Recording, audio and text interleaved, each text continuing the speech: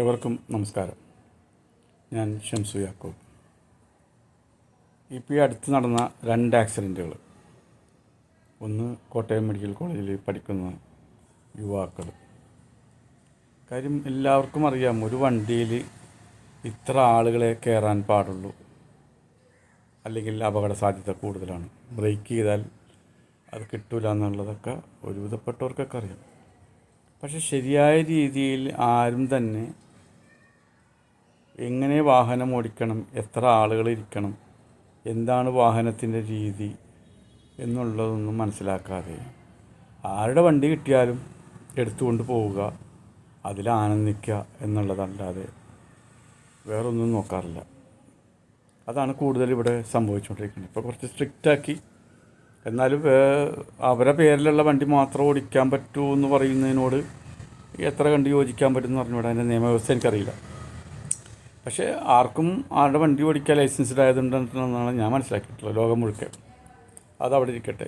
ഇപ്പോൾ നടന്നൊരു ആക്സിഡൻറ്റ്, പിഞ്ചു കുട്ടികൾ, സ്കൂൾ കുട്ടികൾ ദാരുണമായി മരണപ്പെട്ടു.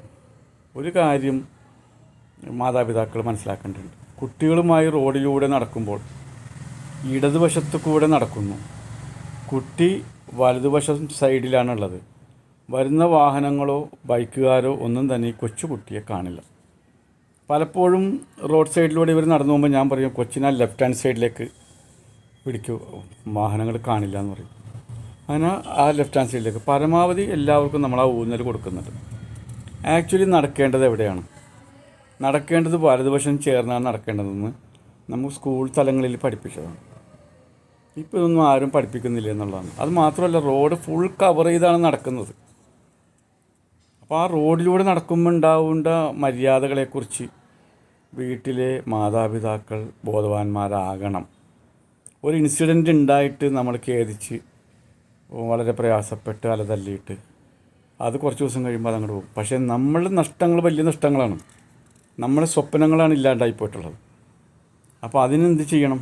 നമ്മൾ വളരെ ശ്രദ്ധയൂന്നി ജീവിക്കണം. അതിന് നമ്മൾ കുട്ടികളെ പ്രാപ്തരാക്കണം. ഇനി പുറത്തു വെച്ചോ, നിങ്ങൾ വലതുവശം ചേർന്ന് നടക്കാൻ ശ്രമിക്കുക. അപ്പോൾ വരുന്ന വാഹനത്തെ നമുക്ക് കാണാം, നമുക്ക് പരമാവധി ഒതുങ്ങി നടക്കാം. ഇത് ഇടതുവശത്ത് കൂടെ നിങ്ങൾ നടക്കുമ്പോൾ പുറകിലാണ് വാഹനങ്ങൾ വരുന്നത്.